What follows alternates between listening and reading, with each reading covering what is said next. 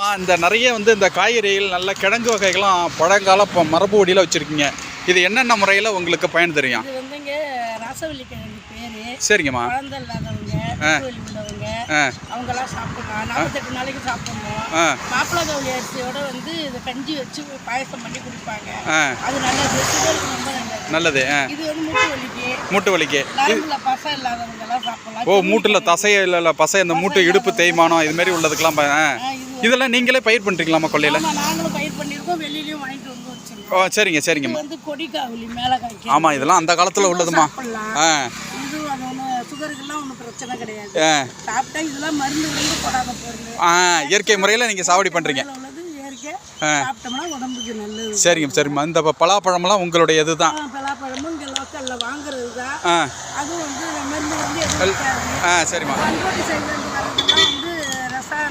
கலப்பு மருந்து கலந்து கொடுக்குறாங்க. பழுக்கிறதுக்கு ஊசி போடுவாங்க. நம்ம கிட்ட கிடையாது, மரத்துல இருந்து பறிச்சுட்டு வந்து அப்படியே வச்சிருக்கோம். சரிம்மா. விலை கூட இருந்தாலும் உடம்புக்கு பாதுகாப்பா நல்லா. அதுதான் இயற்கை போட்டும் தெரியுமா? பனங்கிழங்கும் அதை பொடி பண்ணி அதுல சேர்க்க வேண்டிய பொருள் சீரகம், கொத்தமல்லி, இஞ்சி, பனங்கிழங்கை உரிச்சு உரிச்சு காய வச்சு பவுடர் பண்ணிட்டு குழந்தைங்களுக்கு இந்த சர்லாக்கு வாங்குறோம்ல. ஆமா ஆமாமா. வறுத்து கூட இதை ஊட்டலாம். உடல் ஊட்டச்சத்துக்கு நல்லது, எலும்புக்கு நல்லது. வயசானவங்களும் கஞ்சி மாதிரி வச்சு ஒரு வேளை சாப்பாட்டுக்கு வறுத்து இதை குடிக்கலாம். எல்லாமே செய்யலாம். எல்லாமே நேச்சுரலா உள்ளதுமா. இந்த பாரம்பரிய முறைப்படி பழங்கால உள்ள காய்கறி இதெல்லாம் ராசவள்ளி கிழங்கு. மக்களே இங்க பாத்தீங்களா? இது பாத்தீங்கன்னா கலரே பீட்ரூட் கலர்ல இருக்கு. ஓ சூப்பருங்க. சரிங்கம்மா. இது எந்நேரமும் கிடைக்குமாம்மா? எப்படிமா அது? இது பொங்கல்ல இருந்து ஒரு 4-5 மாசத்துக்கு கிடைக்கும். அப்புறமா மறாவது வருஷம் தான். சராவது வருஷம் தான்.